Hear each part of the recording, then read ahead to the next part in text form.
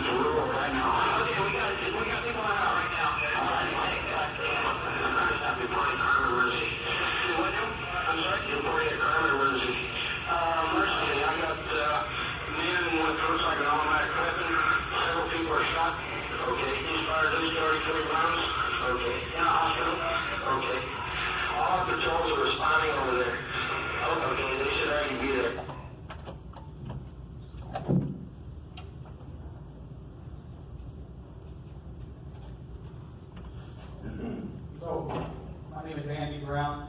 I'm here to talk to you about two tragedies that happened at Fairchild Air Force Base in 1994. On 20 June 1994, a former airman entered the base hospital with an ACT-90 rifle with an AK-47 variant and 75-round drum magazine, and he shot two mental health doctors and then moved throughout the hospital, firing at hospital patrons and staff. 4 days later, B-52 bomber crashed while it was performing a show, killing the crew and a pilot who was known for his reckless flying. So this presentation will demonstrate some of the warning signs and security forces, security police actions, and lessons learned. My wife's not here to tell me if my fly is open, so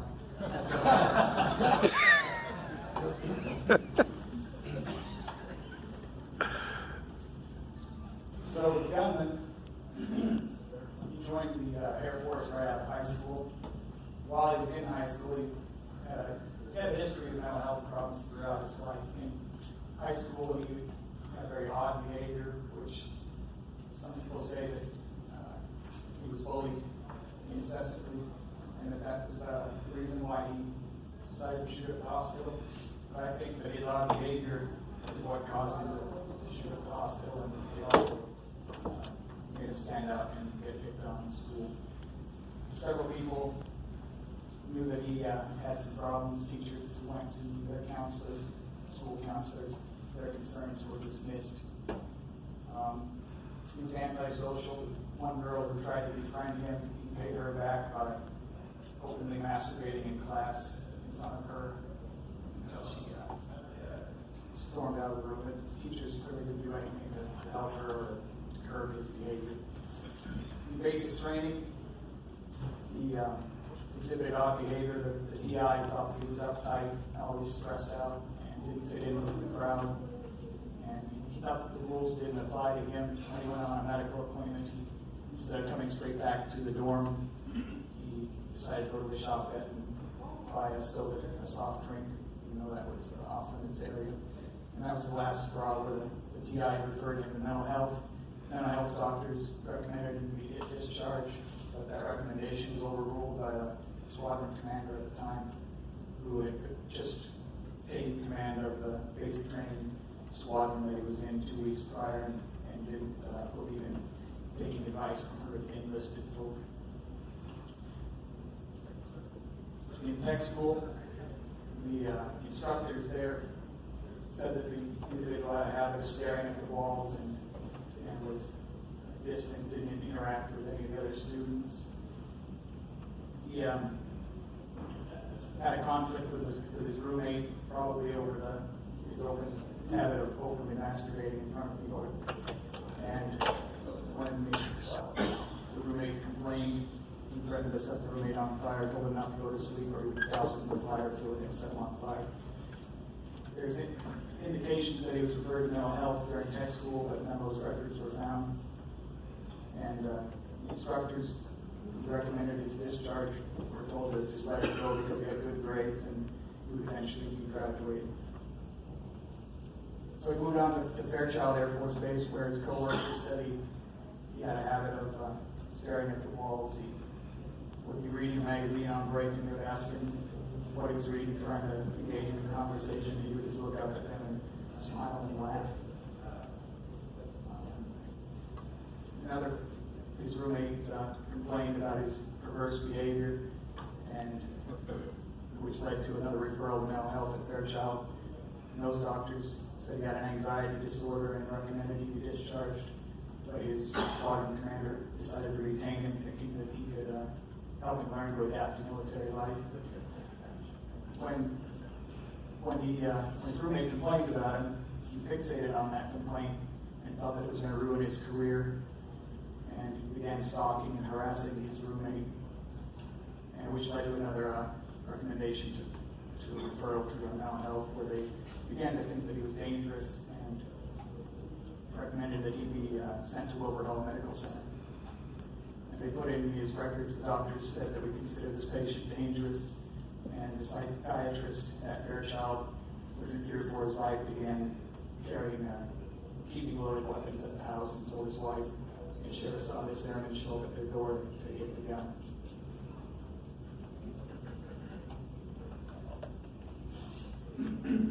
While he was at Wilford Hall, he was diagnosed with paranoid personality disorder. He had schizoid traits, and some people believed he had psychosis, that he was attending to internal stimuli, listening to voices in his head. Multiple times he was recommended for discharge, but his mother flew down and spent a lot of time on the ward interfering with his treatment, and they involved a congressman from Michigan who made a congressional inquiry. Eventually he was retained in the military and wasn't sent back to Fairchild, but he was sent to another base in New Mexico, Cannon Air Force Base. While he was waiting for orders to Cannon, he met a girl that he considered his girlfriend. He told her that someone had done him wrong and he was going to get them back. And she said that he had a fascination with death and killing. He expressed a desire to go out with a bang, saying that they would have to take him down, and she took that to mean that he was going to get into a confrontation with the police and that they would have to kill him. He also thought that the doctors at Fairchild were spreading rumors about him to other bases. When he was at Cannon Air Force Base, he was caught riding his bicycle across a golf course. The security police were contacted because the base commander thought that he may have damaged the course.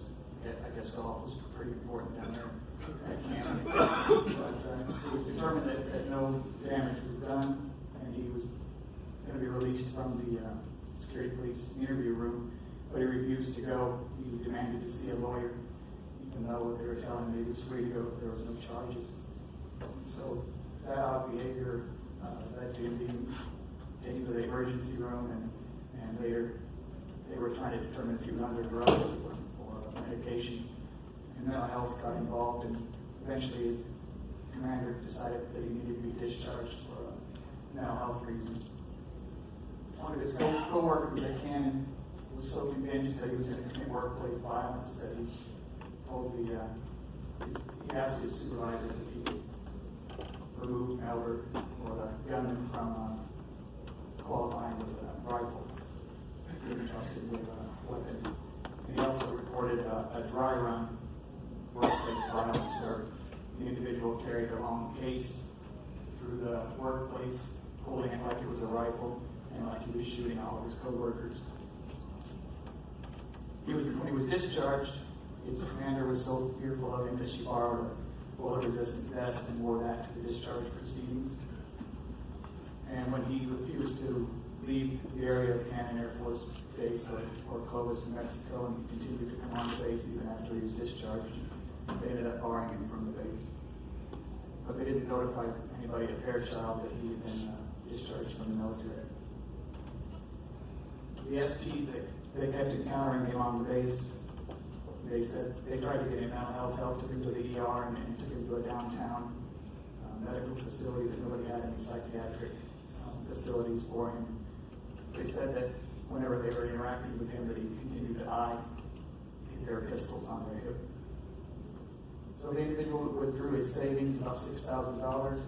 He flew back to San Antonio, Wilford Hall, and spoke to a psychiatrist to see if anybody had been trying to get into his medical records, because he again believed that the doctors at Fairchild were getting into his medical records and sending him around to other Air Force bases. He then flew to Elmendorf Air Force Base, Alaska, and it was believed that he was looking for a Fairchild psychologist who had orders to Elmendorf. When he found out that Dr. hadn't moved to Elmendorf yet, he flew to Spokane and purchased the rifle and a 75-round magazine and 80 rounds of ammunition. This is an overhead shot of Fairchild Air Force Base Hospital. The individual took a taxi cab from downtown Spokane, and the base is located outside of the perimeter fence. So the cab drove down this road and dropped the individual off in this circular driveway. So the individual had the rifle in a styrofoam case inside of a large gym bag. The taxi driver said that he thought the individual was drunk or drugged because of his behavior, but he also knew that he had a rifle in the bag, but he still just dropped him off outside of a military hospital without notifying anybody. So the individual then walked through the hospital lobby, across the street to the annex building, which is an old dormitory. It's a 3-story long, narrow building where the mental health facilities were located. He walked down the hall and into a bathroom where he assembled the rifle, and then carried that rifle at the hip down the hallway toward the mental health facility. And as he did so, he passed several witnesses that assumed that the man with the gun in the hallway was a part of a security police exercise. He then shot the 2 doctors. He kicked open their door and shot each doctor individually in the chest, and then walked outside of the annex and crossed the parking lot again entered back into the main hospital lobby, shooting at people along the way. The majority of the casualties in this incident happened in the hospital lobby, where there was a bottleneck. A lot of people were sitting in the lobby. It also doubled as the pharmacy waiting area. So the majority of the casualties occurred there. He chased them down a hallway towards the shock clinic and the cafeteria, and then he backtracked and moved throughout the rest of the hospital. But by that time, several people had ran through the hospital and warned people that there was a gunman, and a lot of them exited out fire escapes, doors, and windows. And he pursued them outside of the hospital and back to the main road, shooting at people along the way, and then began walking to the right there down that road at the bottom of the screen. I was on bike patrol that day, and I just finished patrolling housing areas and responded from somewhere off in the distance in the bike there. This next slide will show you how quickly the incident took place. There'll be red arrows indicating the path of the gunman, and X's indicating individuals who were wounded or killed. There'll be some audio that comes on, not immediately, but the first audio that you'll hear is the first phone calls that came into the law enforcement desk. And And at the same time that those phone calls start coming in, you'll hear a high-pitched squeal. That was the duress alarm when the individual entered the hospital lobby. An individual saw him and ran down to the ER and drove over the desk and hit the duress that triggered at the law enforcement desk.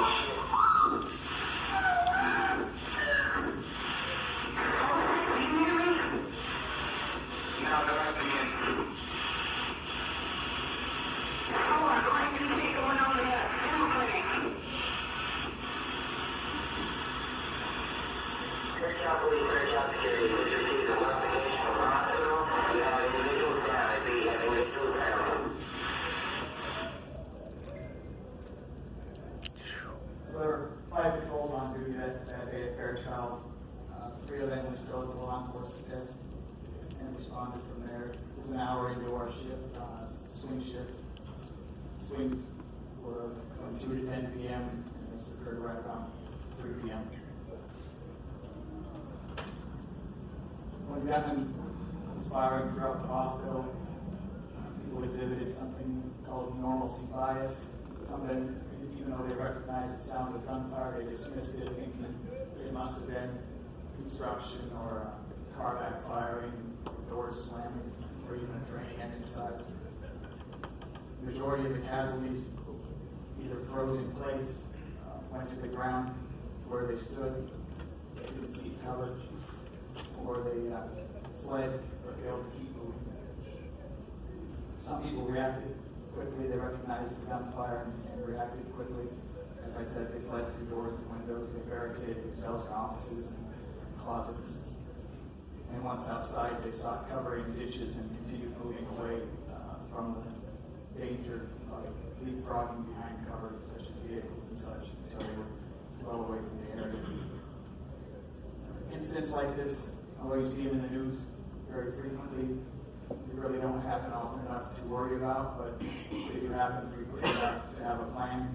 And if you have a plan, you're more likely to react quickly and more likely to survive.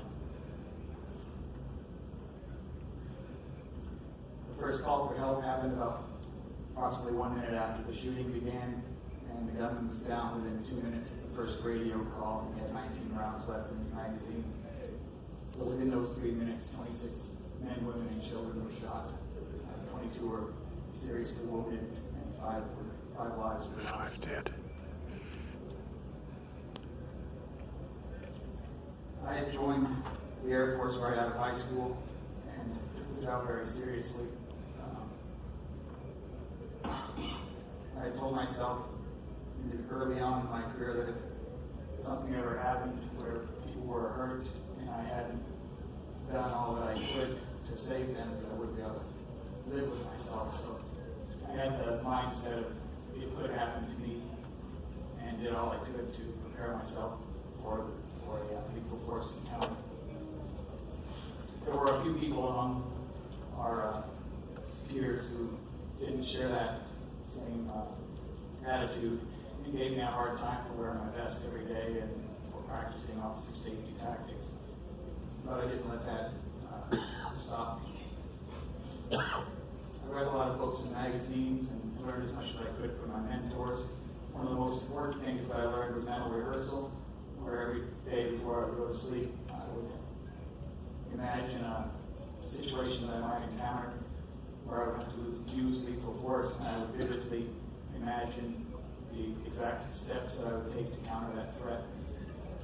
And so when I eventually did encounter a real threat, it was as if it wasn't the first time it was happening to me, so I was able to react quickly and not have to think about what to do. The other thing that I did was didn't feel that the firearms training we had at the time was adequate. We only fired twice a year on our duty weapon, and there's only less than a box of ammo each time.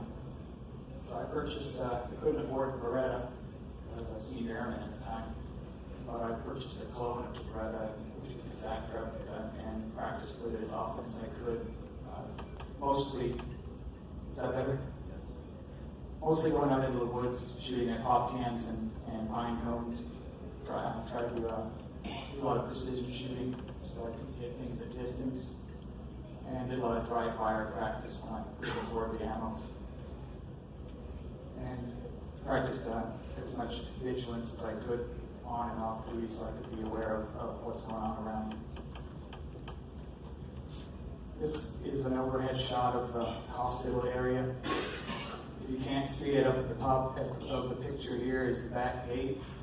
This road going down the center is Graham Road. On the right side is on-base housing.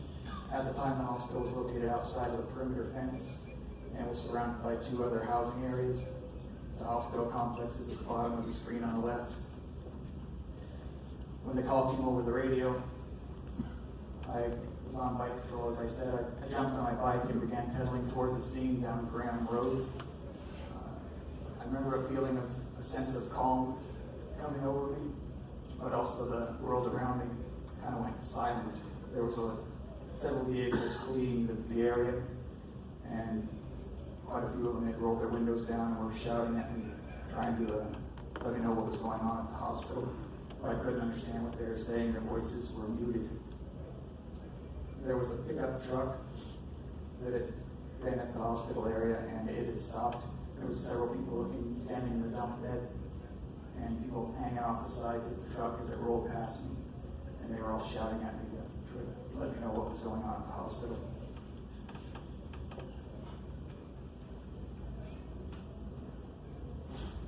I didn't stop to try to figure out what they were saying. I just kept pedaling. As I got closer to the hospital and the annex building, there was a large crowd of people that were fleeing the area. They were wearing hospital whites and Air Force blues and civilian clothes. I didn't have a description of the gunman, but I scanned the crowd as I approached them. I didn't see a weapon, so I rode through the crowd and asked them, where is he? And they collectively pointed behind themselves, saying, there's a man with a gun, he's over there shooting people.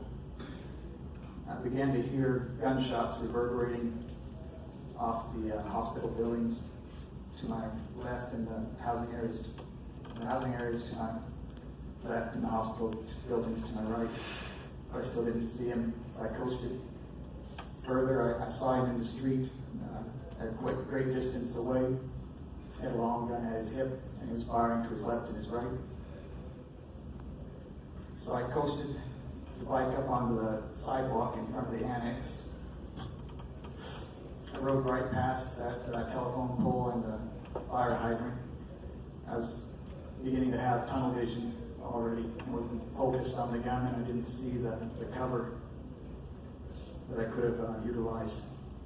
I just knelt down on the sidewalk, drew my pistol, and leveled it on him and yelled at him to drop his weapon. He didn't react, and he began to fire in my direction. So I lined up the sights and prepared to return fire. I didn't know how far away he was at the time, but I figured if I could see him, I could hit him.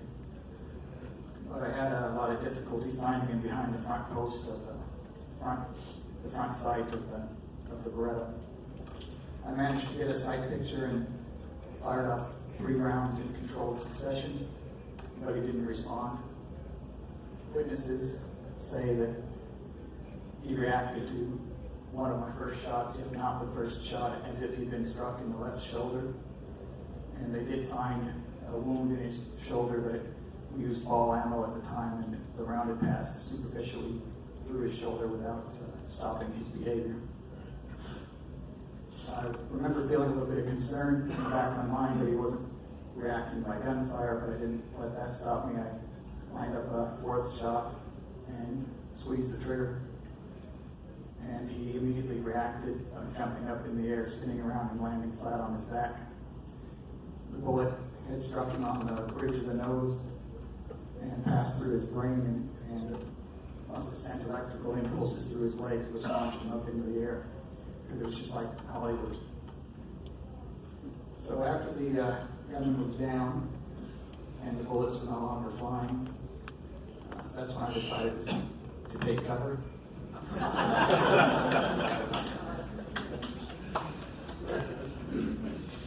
This is so hard for So him to I do. got up from my kneeling position and moved towards a pickup truck that you can see in the distance. There, it was the last position of cover between me and the gunman. And while I was there, I realized I hadn't radioed that I was on scene. So I clicked my lapel mic and identified myself and what I had seen, what actions I'd taken. And at the time, it sounded like it came out in a calm and professional manner, but this is what it actually sounded like.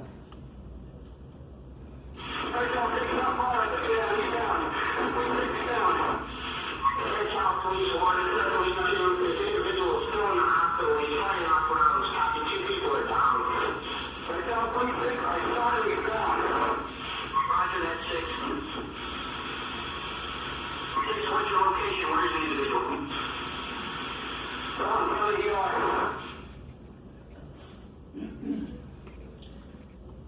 I wasn't actually out in front of the ER.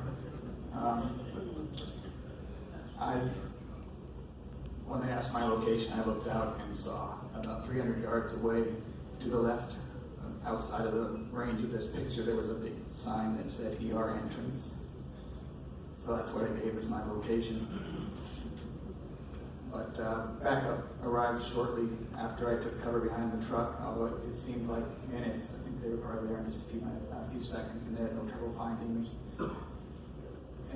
Investigation determined that the shots that I made, the final shot at least, was made between 68 and 71 yards.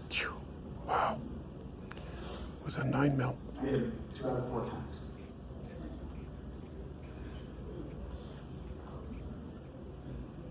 This is a lady from Public Affairs pointing out to the press where the gunman fell. There's a blood stain on the grass there. And you can see the telephone pole off in the distance. That's where I was kneeling at. My Lord. You're 2/3 of a football field. That first picture on the left is Dr. Thomas Brigham. He was a base psychiatrist, and Captain London was the psychologist. They were the first 2 people shot and the first 2 casualties. Anita Lindner was a dependent wife and mother. She was shot adjacent to Graham Road right before I arrived. And Kristen McCarran was at the base with dependent daughter and her family. She was babysitting her. She was killed. 8 years old. There was 22 people that were seriously wounded. There would have been a lot more people killed if not for the actions of the men and women of the 92nd Medical Group that risked their lives to render aid even while the bullets were still flying.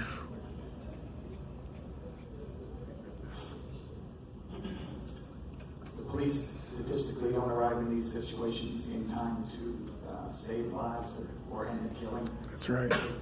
We all know that the people who were on scene at the time are the actual first responders. There are quite a few people that were there that day that wished they had been armed and regretted that they weren't carrying a gun. And there was also a lot of people who were, although they were not armed, they took action to limit the killing by diverting the path of the gunman and causing him to seek targets with less resistance. This was before the run, hide, fight training that we have today, but instinctively, pretty much everybody, well, a lot of people ran, hid, and fight instinctively, and the people who fought saved lives. I'll tell you a little bit about some of the people that resisted the gunman here in a minute. One of the people who regretted that he wasn't armed was a former security policeman who was in the pharmacy, which was a secure area inside the hospital lobby. When he saw the gunman enter the lobby, he instinctively reached for the pistol that was no longer on his hip because he had cross-trained as a pharmacy tech out of the security police career field. And he made a call to the law enforcement desk from inside the pharmacy as the pharmacy staff was debating about whether it was safe to come out to render aid. Hey, listen, is the gunman outside? Is he down? We're not sure. We're still trying to find him. They're not sure yet. They're not sure that he's down. Everybody needs to stay inside the facility so we can determine what's going on, okay? Okay, well, we need to know because we're in the hospital. If he's down, we'll start taking care of patients immediately. Okay, does everybody know if he's down there or not? Is it confirmed that he's down? Okay, he's down, but we don't know his status yet. He's down, but they don't know if he's dead or not. We're just not close down here. So, okay, we're going to get out and try to help you. There's a lot of people hurt. We're going to need ambulances and all we can get, okay? Okay, thanks. Sergeant Michael Lecker was also a former security policeman. He was in the shot clinic with his 2-year-old daughter. When he heard the gunfire coming down the hallway, he tucked his daughter underneath a chair and stood on it near the doorway. And when he saw the barrel of the rifle come through the door threshold, he jumped down and began to wrestle for control of the rifle. But he grabbed onto the steel of the barrel, which was very hot from continual firing, and burned his hands as he pushed the gunman out into the hallway and closed the door. And the gunman turned and reversed direction, went back and backtracked his steps throughout the hospital. And then the majority of the people inside the shot clinic kicked windows out and fled to the housing area near the hospital. Sergeant Dave Root was the NCOIC of the family practice, or the pediatric clinic. And when he heard the gunfire, he went out into the family practice lobby and saw the gunman firing. And he immediately ran back and secured 2 fire doors and put his shoulder against them and held them closed while the gunman attempted to gain entry. And Root was yelling at his staff to evacuate the pediatric clinic, which they did. Once it was empty, Root ran out into the parking lot where he was again fired upon by the gunman. And later on, he moved through the hospital, rendering aid to the wounded. There were 52 on and off duty security policemen that responded that day. Quite a few of them responded voluntarily after hearing about the shooting. They didn't need to initiate a recall. People from the back office threw on their flak vests and helmets and armed up and headed out to the scene.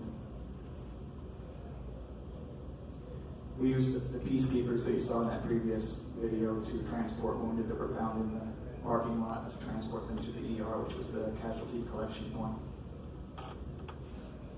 There was a on-scene command post established not far from the annex, and quite a few security policemen evacuated the housing areas on either side of the hospital and searched and cleared the buildings on the hospital campus to allow ambulances to come to the ER and transport them patients to the 5 area hospitals around Spokane. And of all of the people who had survivable wounds, nobody was lost.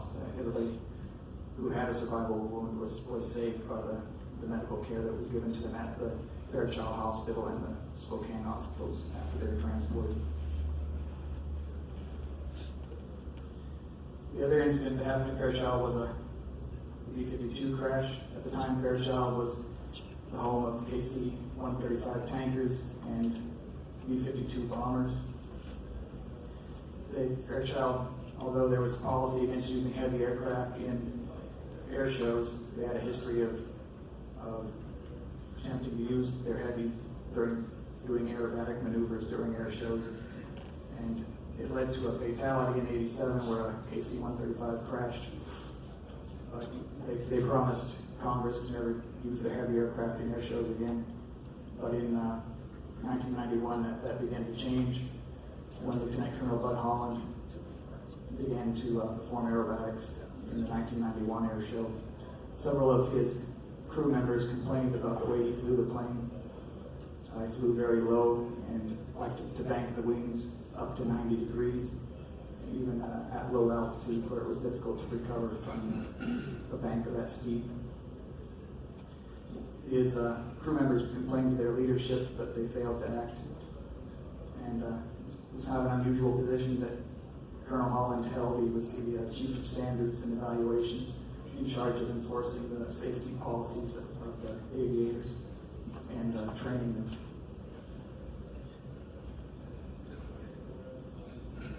During a 1991 change of command ceremony, Bud Holland flew a flyover of the ceremony, and during practice flyovers prior to the event, witnesses say that he flew within just a few feet of the treetops and then banked the wing drastically at low altitudes after he executed the flyover.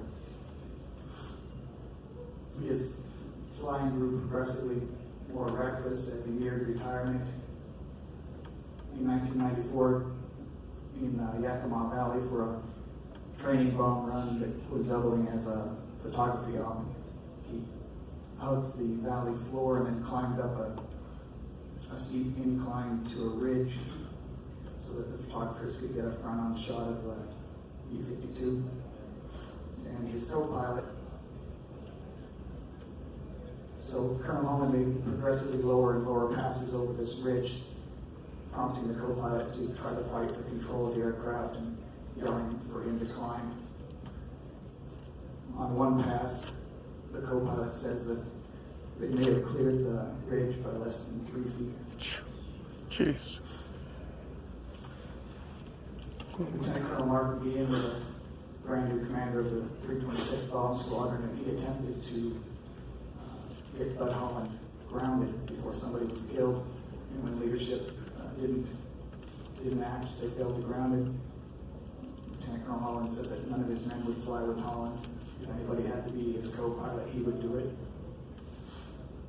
During the 1994 air show practice flight, Lieutenant Colonel Holland was flying co-pilot for Bud. Lieutenant Colonel McGeehan was co-pilot for Lieutenant Colonel Holland. When Holland made an unplanned 360-degree turn around the control tower and banked the wings in up to 90 degrees and stalled the aircraft, and it lost all lift and plummeted into the ground. And killed all 4 people on board, including Colonel Wolf, who was the vice wing commander of the base. He was put on the plane as a safety observer. The plane went down near the bottom of this slide is the survival school campus or dormitories, and up toward the top is the nuclear weapons storage area. Some people think that he had banked the wings so drastically to try to avoid flying over the weapons storage area, but people have told me that he routinely flew over that nuclear weapons storage area, even though it was kind of a restricted airspace. So I don't believe that that's correct. I'm not sure why he banked the wings so drastically at that altitude. there was a posting bus full of security police that were coming out to relieve the guards at the weapons storage area that was narrowly missed by the impact of the aircraft. And they're the first on scene to secure the crime scene or the crash scene.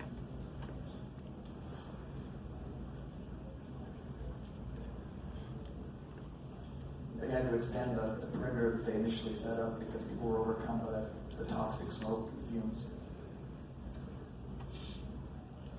So back to the shooting. After I stopped the gun, then I was directed to go sit on the perimeter, which was choked with police cars and fire apparatus from the surrounding community. So I didn't feel very effective, like I was doing much there. Nobody was trying to get in that didn't belong there. So I got a ride with an OSI agent to the ER where I helped guard the entrance while they processed the wounded. And then assisted in a search at the hospital. There was a lot of rumors of second gunmen. One of the rooms that I searched was the cafeteria, where 3 young girls had hidden at the end of the hallway from the lobby. And for some reason, the lights were off in that room. When I kicked open the swinging door, I used my flashlight to clear the area and then turned on the light and realized that I'd been stepping and sliding around in a puddle of blood. That I later realized was the blood of Kristen McCarran, who was shot by the gunman as she was looking out that door, trying to find her younger brother. When I was on the scene, I felt a faint sense of exhilaration for surviving the gunfight, but I was mostly just feeling numb. All of the emotions were numbed out so that I could perform in an environment that had a lot of evidence of death and suffering. About 2 hours into the incident, I was tracked down inside the hospital and brought out to the command post where they relieved me of my weapon and had me go to the law enforcement desk where I was placed in an interview room. I wasn't under arrest or anything. It was just the only place they had for me to wait out until my supervisors got back. So my supervisor, I was a single airman in the dorms. She didn't want me to be alone, so she put me up in the guest room of her house. And I wasn't able to sleep that night. Every time I closed my eyes, I could see the scene of the shooting and the wounded replaying in my mind when I closed my eyes. I was kind of overcome with a sense of electric adrenaline.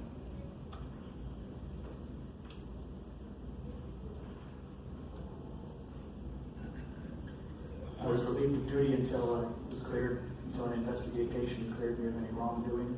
So I worked unarmed duty, basically working in the confinement where I watched over prisoners who were in pretrial confinement.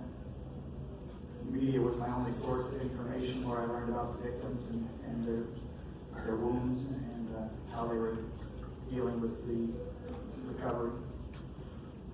There was a letter from the editor that I read that suggested that I should have shot the rifle out of the gunman's hands. Right, from 70 yards away with a pistol.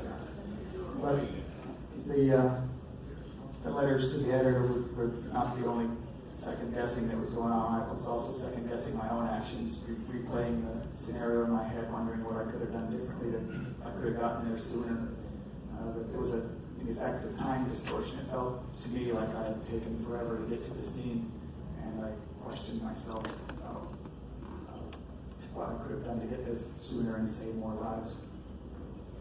I also regretted giving a verbal warning to the gunman, but at the time I wasn't aware that he had shot and killed so many people, and that's what we were trying to do, was to give verbal warnings.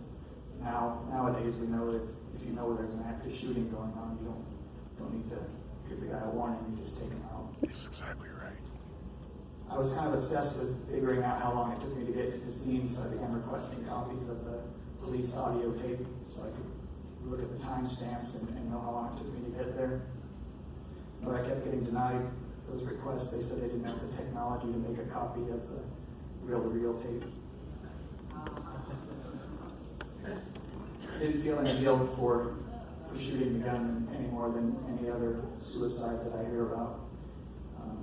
he's responsible for his own death. I received a lot of heroism awards from the Air Force and the local community, and I understand the sentiment, but at the time I kind of felt hesitant to receive praise and awards for an incident that so many people were wounded and killed at. A lot of people asked me if I felt guilty for killing the gunman, and so many people asked me that I was wondering if there's something wrong with me. So I decided to go and see a counselor, and it felt good to talk to somebody and get things off my chest and try and process the thoughts and feelings that were going through my mind. But when I really realized that my command had relieved me of duty for seeking mental health counseling, I told the counselor that I was fine, and she wrote me a letter saying I was fit for duty, and I went back to work. And it didn't seem like anybody really felt comfortable with me talking about the shooting and what feelings I was having, so I just stuffed any emotions that I had and stopped trying to process it, which in hindsight was a wrong thing to do. The constant thoughts, everything that I saw and smelled and heard created a memory of the incident. It was like I was constantly reminded of some part of the incident or the scene, and those memories caused a lot of anxiety in me, and all of that anxiety led to irritability and lack of sleep. And the anxiety became so bad that I was resorting to alcohol off duty to try to calm my nerves, and avoided crowds and any other thing that would remind me of the incident or hype my anxiety up. I attempted to go and seek counseling again while I was in the Air Force and was again relieved of duty. Eventually, the anxiety and the negativity got so bad that I got out of the Air Force to try to find peace. It didn't really get any better. Just grew cynical and negative. That negativity was fueled by the news media and the talk radio that I listened to that talked a lot of doom and gloom and us versus them political mentality. Eventually I realized that I was feeling guilt for the people that were killed and wounded on my watch. But I also got married, which gave me a reason to continue to try to seek greater mental health. And my wife encouraged me to keep trying to get help. And after 14 years of fighting with the Air Force, I finally got a copy of that audio tape and realized that it only took me 2 minutes to get to the scene, or less than 2 minutes to stop the gunman. And I began to forgive myself and realized that I was able to focus more on the lives that I saved, not on the people that were killed and wounded. I began to remove the negativity from my life, the news media and the talk radio and such, and found some good programs at the VA that helped me realize what memories were bothering me and techniques on how to reprocess those memories so that they didn't affect me negatively anymore. So I was able to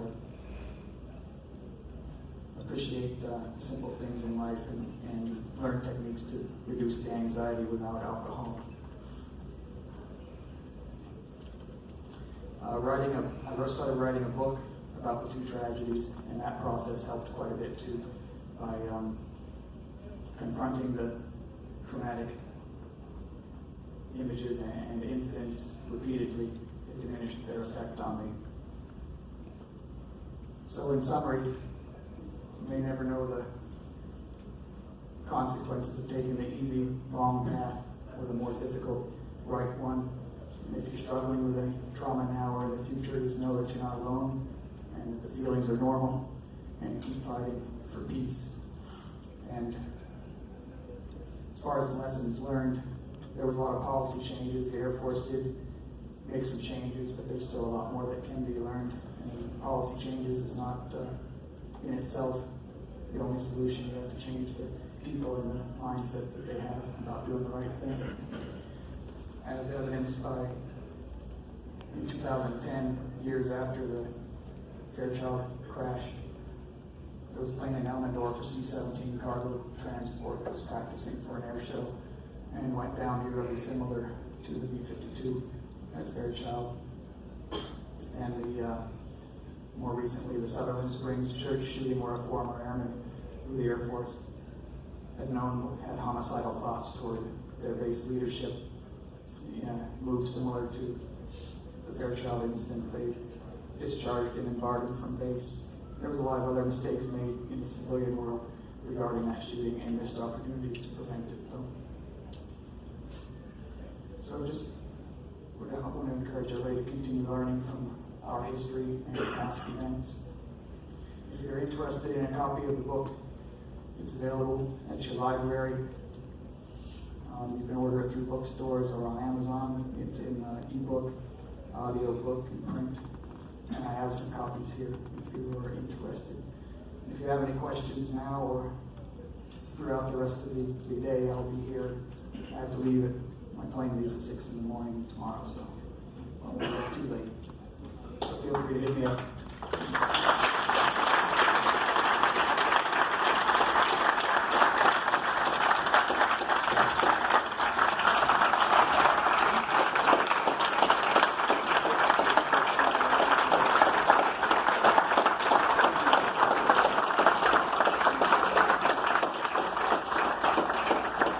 We have a few minutes if you have questions, and we'll run the mic to you. Please raise your hand. I think just tell you, I bought the book, I've read the book, I've passed the book on. It's an important thing to look at.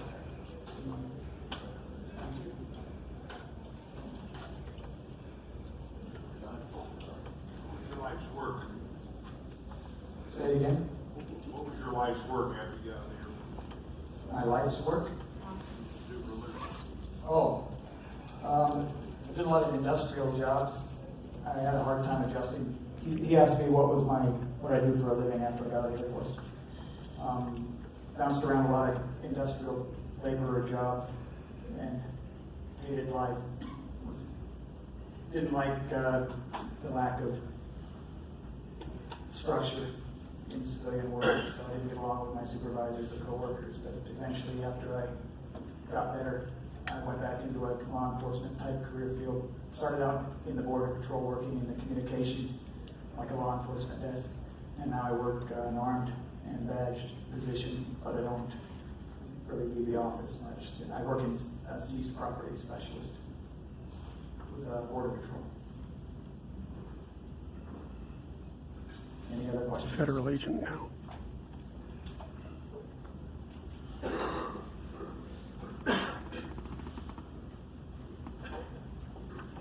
That guy just snapped a picture of me. I'd like to say I read the book as well. It was very well written. Thank you. Just told me today is that There's General Collins. Milford lasted so long here. The warnings were there for his career. And he should have been locked up in the psychiatric before that tragedy happened. And also with Colonel Holland, warning signs all over the place. He should have taken the keys that he fitted to away from him a long time ago. But thank you so much for sharing this with us. Thank you. Wonderful job.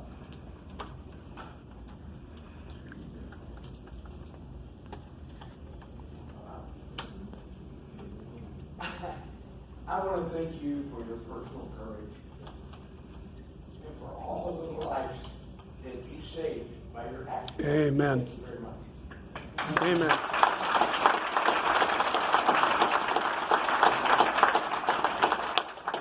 Andy, how helpful was your immediate supervisor after this event? I think I know the person who was your supervisor, she worked with. Can you expand upon that? She was as helpful as she could be expected to. She was a good, caring person. A lot of people didn't know what to do. I didn't know what I needed at the time either. So there are some lessons to be learned from that. I think we've come a long way in how to treat post-shooting trauma and such, and how to prevent it. But she was good. She was caring and thoughtful.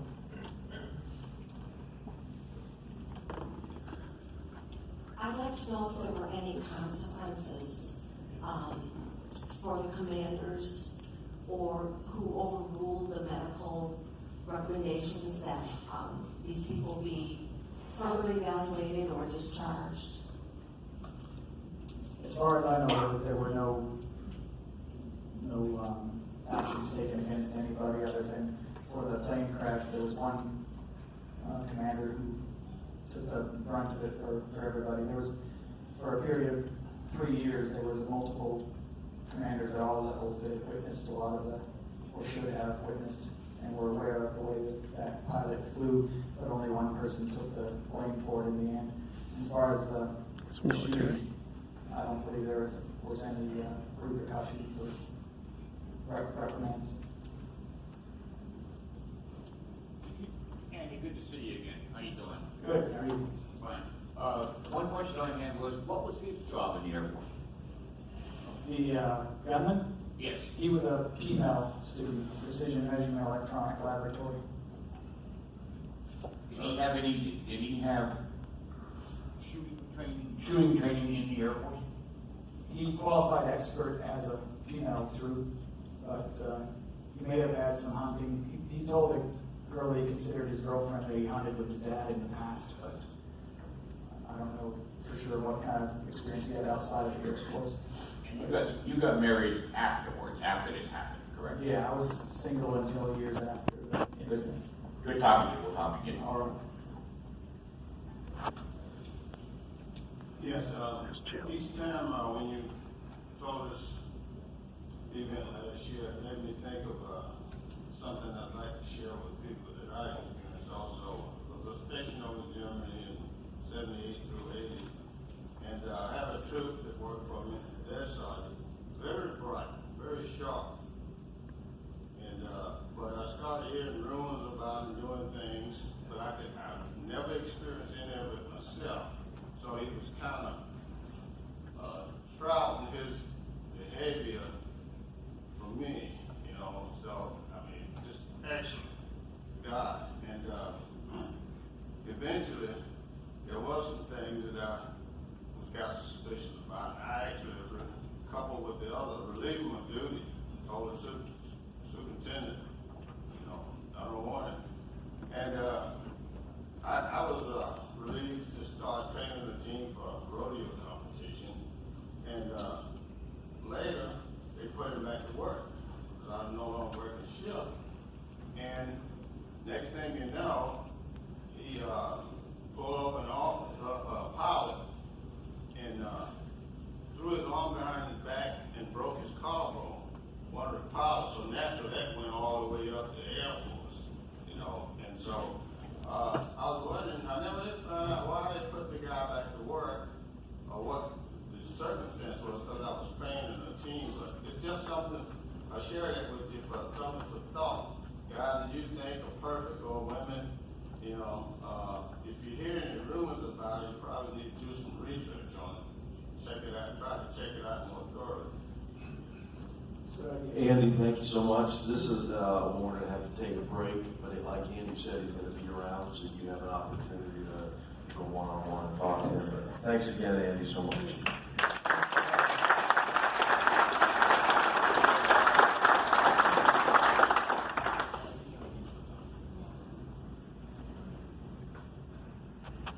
So guess what we have for Andy? We got a spatula, and we got a coaster. And it might sound a little, contrite for giving stuff. It's really nice. Yes, they are. Expensive, I too. didn't necessarily. I got one of those. Those are great. Andy, thank you for coming back. $26 for that spatula. Quite an impact on all of us. Thank you. Yes, Stick yes. around.